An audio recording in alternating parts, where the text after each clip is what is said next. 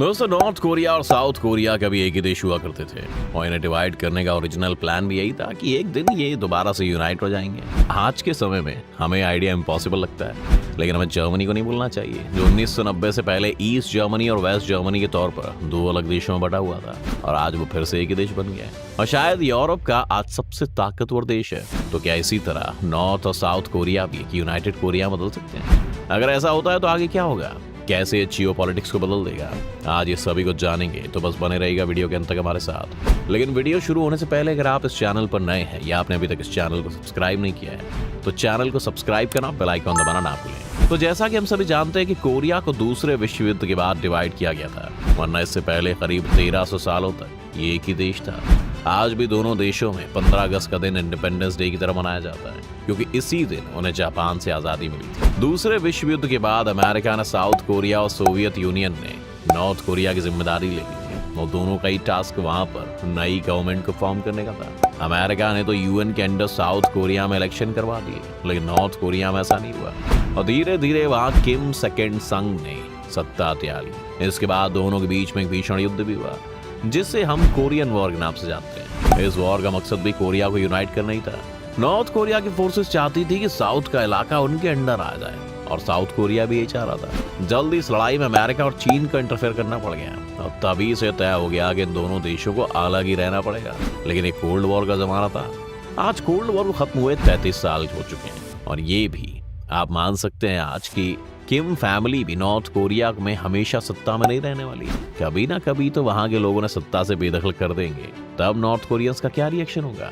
क्या तब भी उन्हें एक अलग देश में रहने का फायदा दिखेगा या वो साउथ कोरिया के साथ मिलना चाहेंगे?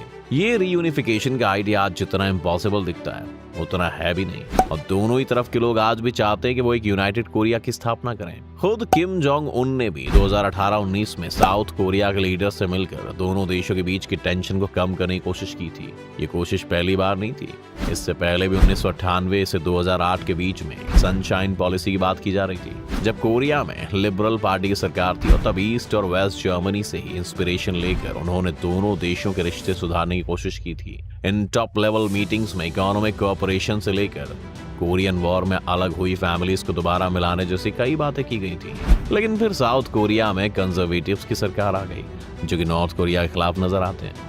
2018 के बाद से अभी तक वहां दोबारा कंजर्वेटिव्स की सरकार है, इसीलिए कॉन्टैक्ट फिर से बंद हो गया है। नॉर्थ और साउथ के पास रीयूनिफिकेशन के कई रास्ते हैं। सनशाइन पॉलिसी के मुताबिक इसके 3 स्टेप्स हैं। पहले स्टेप में दोनों देशों के बीच में इकोनॉमिक और कल्चरल एक्सचेंज की बात की गई है।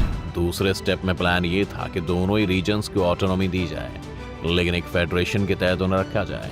और फिर तीसरे स्टेप में धीरे धीरे इन ऑटोनोमस रीजन्स को मिक्स करके एक सिंगल यूनिट बना दी जाए। अगर आज की हकीकत को देखते हुए बात करें तो ये पॉसिबल नहीं है, लेकिन नॉर्थ कोरिया में अगर तख्ता पलट होता है तो साउथ के पास ये मौका होगा कि वो उस पूरे रीजन को अपने कंट्रोल में ले लें। नॉर्थ के लोग वैसे ही किम डायनेस्टी से इतने परेशान है कि वो भी खुले तौर पर साउथ कोरिया का समर्थन कर देंगे, क्योंकि साउथ कोरिया आज एक मेजर एशियन पावर है। उनकी इकोनॉमी भी बहुत डेवलप्ड है। साउथ कोरिया में एवरेज सैलरी नॉर्थ के मुकाबले 52 गुना ज्यादा है और इंफ्रास्ट्रक्चर के मामले में भी वो काफी डेवलप्ड है। लेकिन आज के समय में नॉर्थ कोरिया में एक ये भी इशू है कि वहाँ के यंग लोगों को नॉर्थ कोरिया को लेकर कोई सिंपैथी नहीं है, क्योंकि वो देश के बंटवारे के बाद पैदा हुए थे। 1990 से पहले वाले लोग तो फिर भी इस यूनिफिकेशन के आइडिया को काफी सपोर्ट करते थे, क्योंकि तब नॉर्थ कोरिया की इकोनॉमी भी साउथ कोरिया की तरह ही ग्रो कर रही थी और कई मामलों में तो वो साउथ से भी आगे थे।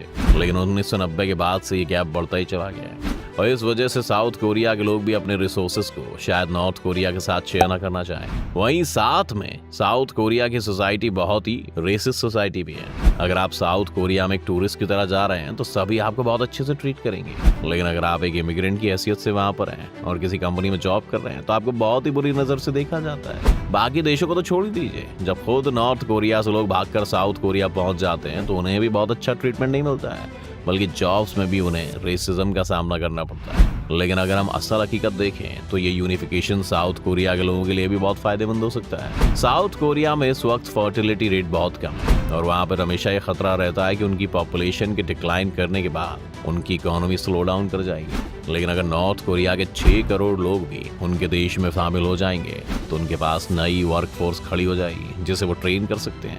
इससे दोनों ही तरफ की प्रॉब्लम को सॉल्व किया जा सकता है। सिर्फ इतना ही नहीं, आज नॉर्थ कोरिया की आर्मी के पास न्यूक्लियर वेपन से लेकर काफी एडवांस वॉरफेयर टेक्नोलॉजी है जो साउथ कोरिया को भी एक मिलिट्री पावर हाउस के रूप में स्थापित कर सकती है। पर इन दोनों देशों के साथ एक दूसरी समस्या ये भी है कि इन दोनों का यूनिफिकेशन सिर्फ इनके ऊपर ही डिपेंड नहीं करता है, बल्कि यहाँ जियोपॉलिटिक्स का भी बड़ा खेल है। अगर हम नॉर्थ की बात करें तो वहां पर किम डायनेस्टी के चीन का सपोर्ट है। चीन के सपोर्ट के पीछे कई वजह हैं। पहली वजह तो यही है कि वो नहीं चाहते कि एक रीयूनिफाइड कोरिया जो कि अमेरिका का एलाई है वो सीधा उनके बॉर्डर पर आ जाए। इस वक्त नॉर्थ कोरिया उन्हें एक बफर देता है। इसके अलावा अगर कोरिया का यूनिफिकेशन कोरियन आइडेंटिटी के नाम पर हो गया तो चीन के नॉर्थ ईस्टर्न पार्ट को भी खतरा है, क्योंकि वहां पर भी कोरियंस रहते हैं जो शायद फिर कोरिया के साथ में मिलने की डिमांड करें। वैसे भी हिस्टोरिकली देखा जाए तो कोरिया और चीन के बॉर्डर्स के भी बहुत मसले रहे, लेकिन जब तक नॉर्थ और साउथ में डिवाइड है, चीन ये बात जानता है कि उनके बॉर्डर्स पर कोई क्लेम नहीं करने वाला है। इसके अलावा दूसरी तरफ अमेरिका की पावर भी इससे इफेक्ट होती है। अगर आप आज देखें तो साउथ कोरिया में अमेरिका का नेवल बेस है, जहां से वो चीन और बाकी के एशिया पर भी अपना कंट्रोल बनाए रखते हैं। लेकिन अमेरिका वहां पर सिर्फ इसलिए मौजूद है क्योंकि साउथ कोरिया को नॉर्थ से खतरा है। अगर ये दोनों एक हो जाएं तो इसके बाद वहां पर अमेरिकन फोर्सेस की जरूरत खत्म हो जाएगी, और इसीलिए शायद एक यूनाइटेड कोरिया अमेरिकन मिलिट्री को वेलकम ना करे। अगर अमेरिका वहां से चला जाता है तो ये खतरा भी हमेशा बना रहेगा कि कहीं इस यूनाइटेड कोरिया के साथ चीन अच्छे डिप्लोमेटिक संबंध ना बना ले। इस वक्त हमें मानकर चलना पड़ेगा कि चीन और अमेरिका के बीच में एक कोल्ड वॉर तो चल ही रही है। इसलिए दोनों देश इस कोशिश में लगे हुए हैं कि जितने ज्यादा देशों को अपनी तरफ किया जा सकता है उन्हें किया जाए। अगर अमेरिका के हाथ से साउथ कोरिया चला जाता है तो इनके लिए भी अच्छा नहीं होगा। तो ये बात तो लगभग तय है कि अगर कभी हम एक यूनाइटेड कोरिया को देखेंगे तो इसके लिए साउथ कोरिया को ही नॉर्थ को अब्सॉर्ब करना पड़ेगा, क्योंकि ये तो मुमकिन नहीं है कि नॉर्थ कोरिया आकर साउथ पर कब्जा कर ले। अगर ऐसा वक्त आ भी जाए तो ये भी सोच लिया जाए कि आज नहीं तो कल किम फैमिली की डिक्टेटरशिप खत्म हो जाएगी, तो क्या साउथ कोरिया के लोग इस नए यूनिफिकेशन को सपोर्ट करेंगे? और क्या अमेरिका अपने पर्सनल फायदे को छोड़कर इस रीजन में शांति फैलाने की कोशिश करेगा? चीन पर तो भरोसा नहीं किया जा सकता, लेकिन अमेरिका से आप फिर भी एक डेमोक्रेटिक देश होने के नाते उम्मीद करते हैं। लेकिन इतिहास ने हमें यही बताया कि अमेरिका पर भरोसा नहीं किया जा सकता। वो एक विरोधाभासों से भरा हुआ देश है। जिस अमेरिकन प्रेसिडेंट बराक ओबामा को नोबेल प्राइज मिला था, उसी ने 7 अलग अलग देशों में एयर स्ट्राइक करके लाखों लोगों की जान ली। ऐसे में कोरिया का यूनिफिकेशन, और वो भी अपने नेवल बेस को गंवाकर, ये तो अमेरिका और सीआईए को कभी मंजूर नहीं होगा। पर फिर भी आपको क्या लगता है कि आने वाले वक्त में एक यूनाइटेड कोरिया हम लोगों को देखने को मिल सकता है? अपनी राय में कमेंट में जरूर लिखें। उम्मीद है आपको आज की इस वीडियो से काफी कुछ नया सीखने को मिला होगा। अगर आपको वीडियो पसंद आया तो वीडियो को लाइक करें, और अगर आप इस चैनल पर नए हैं तो जाने से पहले से सब्सक्राइब करना भी ना भूलें।